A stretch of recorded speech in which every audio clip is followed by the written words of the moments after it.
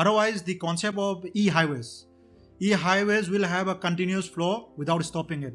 So this concept and the roadmap, I don't know, it could be a roadmap.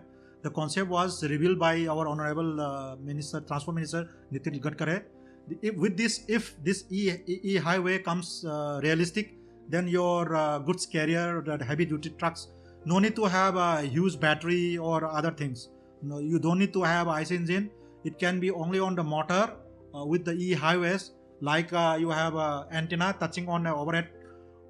That is another part. Or you have a supercapacitor bank.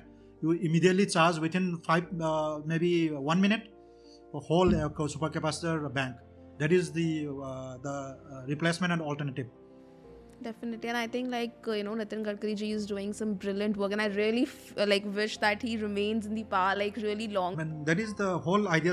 You have rightly pointed out, Rasta Dikhana. It is very important because people are they have a different intellectual level.